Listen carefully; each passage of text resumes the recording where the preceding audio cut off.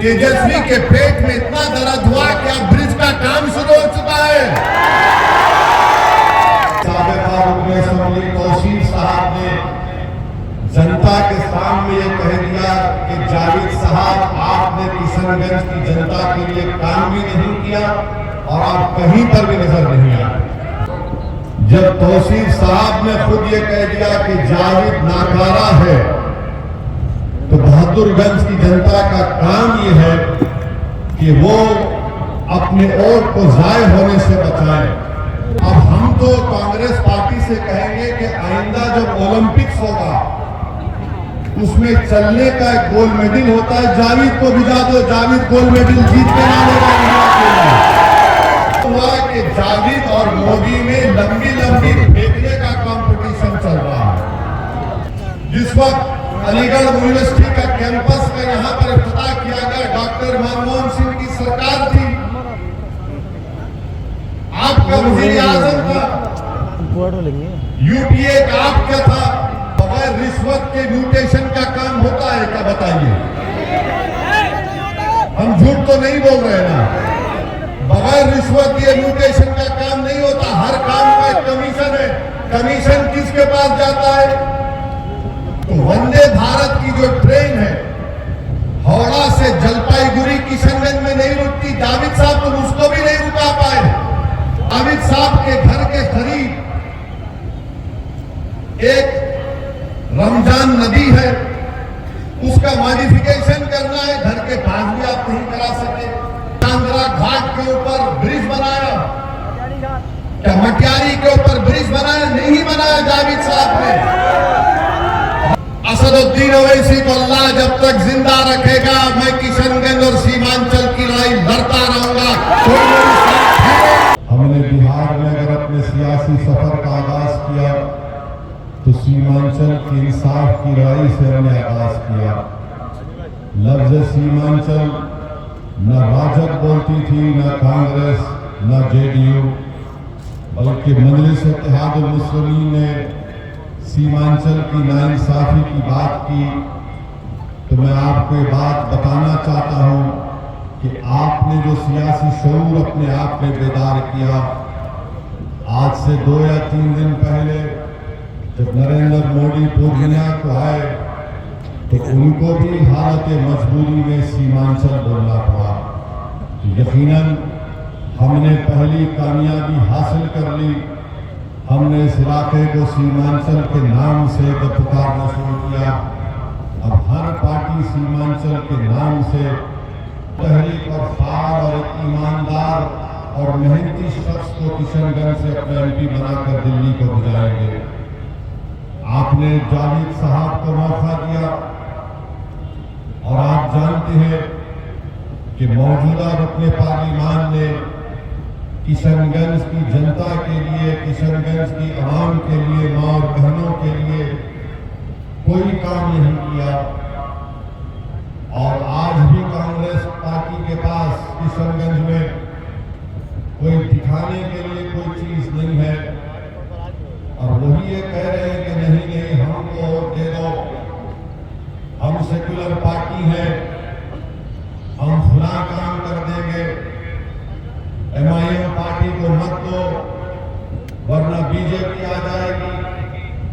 मैं आपसे अर्ज करना चाह रहा हूं कि जावेद साहब नाकारा एमपी साबित हुए हैं।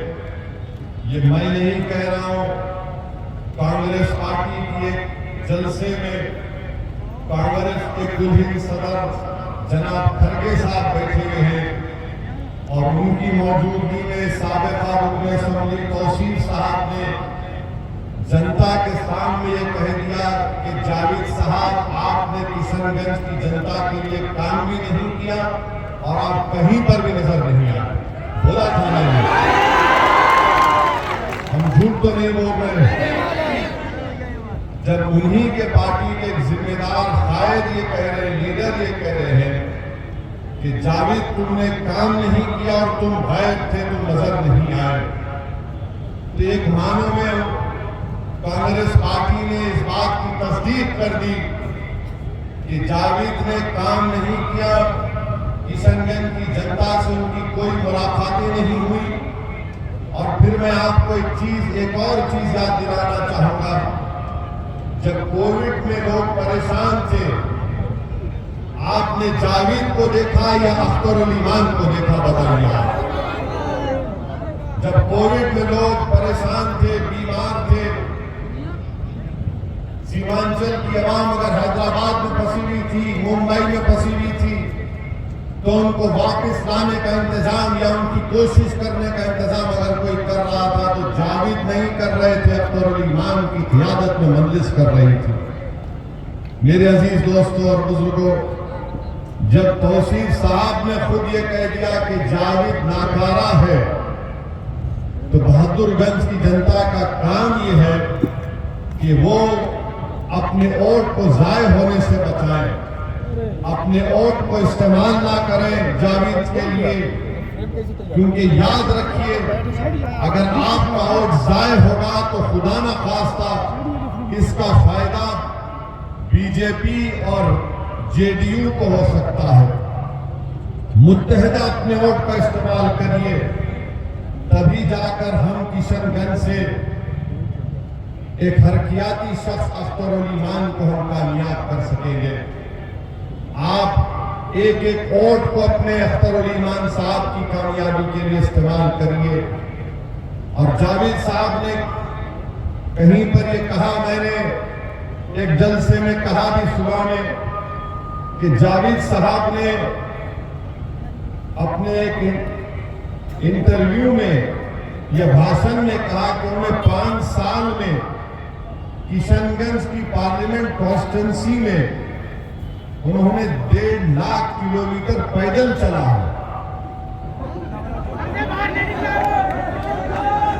1.5 लाख किलोमीटर पैदल चला है। अब हम तो कांग्रेस पार्टी से कहेंगे कि आइंदा जब ओलंपिक्स होगा उसमें चलने का एक गोल्ड मेडल होता है, जावेद को भिजा दो, जावेद गोल्ड मेडल जीत के लाएगा इंडिया के लिए। कोई 5 साल में 1.5 लाख किलोमीटर चलने का मतलब ये कि रोज 100 किलोमीटर चलना पड़ेगा उसको। हाँ, घर से नहीं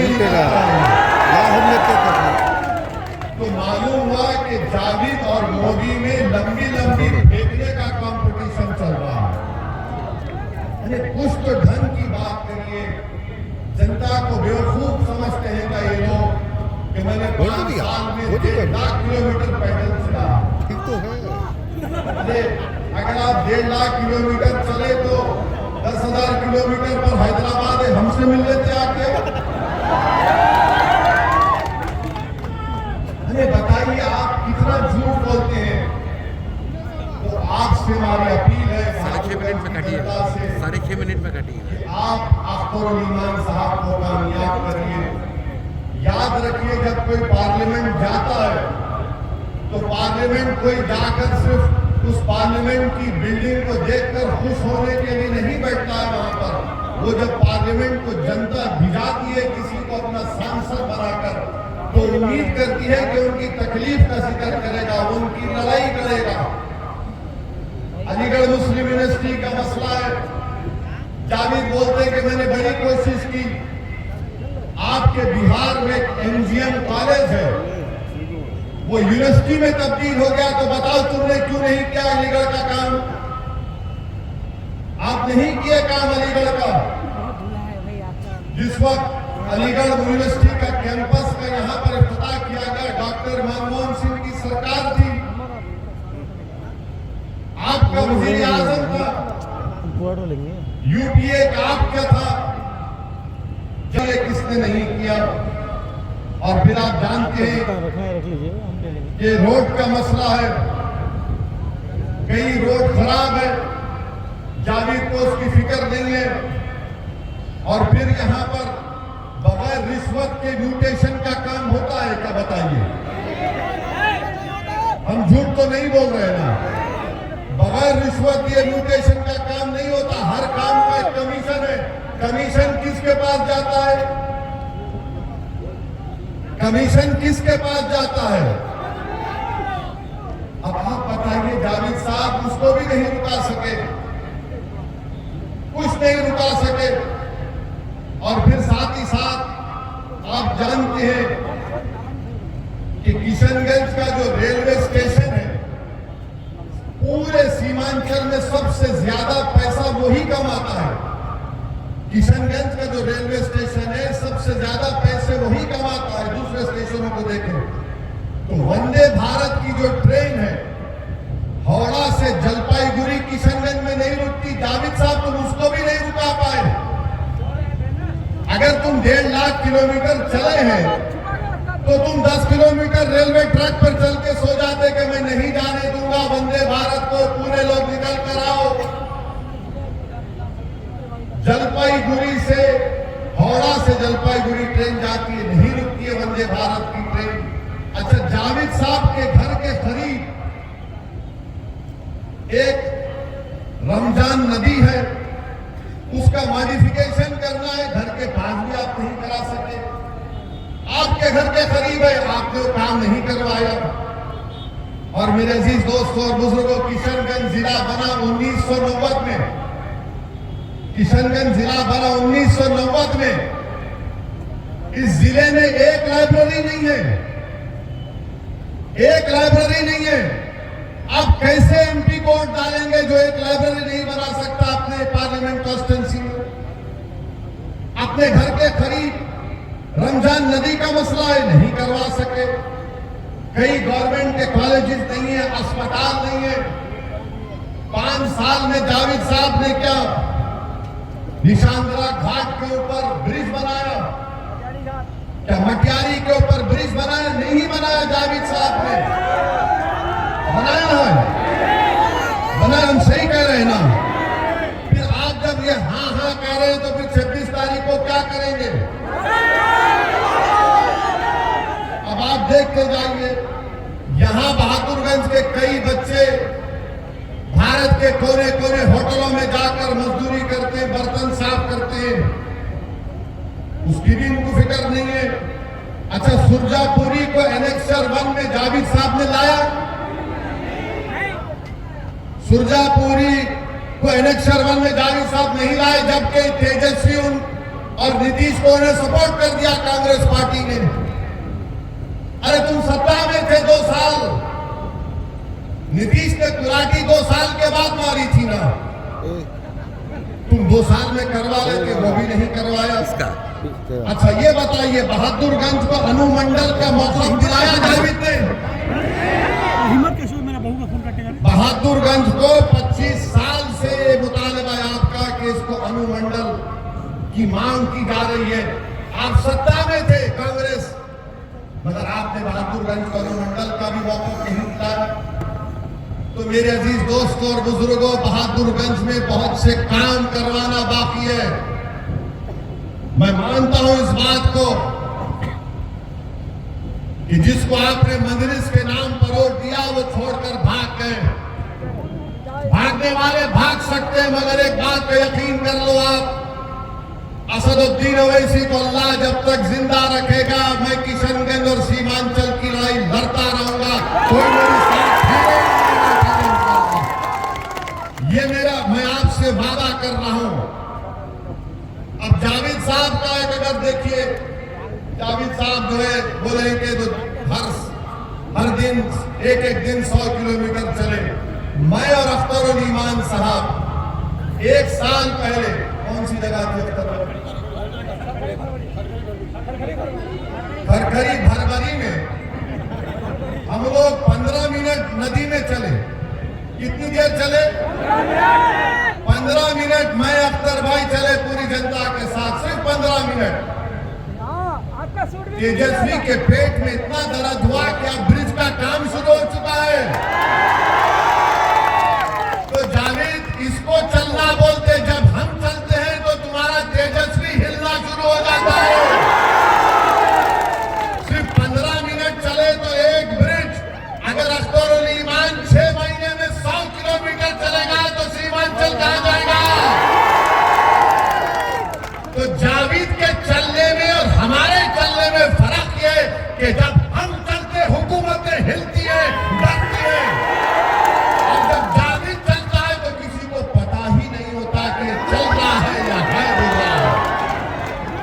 मेरे भाई, चलने चलने में फर्क है। जब एक मर्द मोमिन चलता है तो बातिल कांपता है, जब कमजोर चलता है तो बातिल बोलता है अपना है, इसको जेब में डाल लेंगे। तो इसीलिए हम आपसे अपील कर रहे हैं कि 26 अप्रैल के दिन अपना एक एक वोट सीमांचल के इंसाफ के लिए, किशनगंज की तरक्की के लिए, विकास के लिए, यहाँ के नौजवानों के अच्छे मुस्तकबिल के लिए हम आपसे अपील कर रहे हैं कि अपने वोट को जाय होने मत दीजिए। अख्तरुल ईमान को अपना नया MP मुंतखब करिए, और जब अख्तरुल ईमान दिल्ली पहुंचेगा इंशाअल्लाह आप तमाम की दुआ और अल्लाह के फजलो करम से नबी करीम सल्लल्लाहु अलैहि वसल्लम के सदक़े और तुफैल में, तो जावेद भी पार्लियामेंट में बैठता था। आपने जावेद को देखा पार्लियामेंट में बैठते हुए? कम देखा होगा। मगर जब अख्तरुल ईमान, असदुद्दीन ओवैसी और इम्तियाज जलील के साथ बैठेगा तो आपको पैगाम आएगा कि भारत के 3 दूल्हे बैठे हुए हैं भारत की पार्लियामेंट में, हमारे साथ अख्तरुल ईमान बैठेगा। दुनिया देखेगी और हम ताकतवर इख्तिदार में कोई भी होगा उसको बताएंगे सीमांचल से इंसाफ करना पड़ेगा। ये है बात। पार्लियामेंट जाना और बैठना नहीं, पार्लियामेंट में जब जाकर बैठते हैं तो सत्ता में मोदी हो या कोई भी हो उसको डर लगना शुरू हो जाता है। अरे ये 2 मजलिस के MP हैं मगर पार्लियामेंट के दरो दीवार को अपनी सच्चाई से हिला देते हैं। तो मैं आपसे अपील कर रहा हूं, अब के बार 2 नहीं 3 जाएंगे इंशाअल्लाह ताला। जाएंगे ना 3? आप तमाम अख्तरुल ईमान को अपना MP बनाकर कामयाब करेंगे बहादुरगंज से।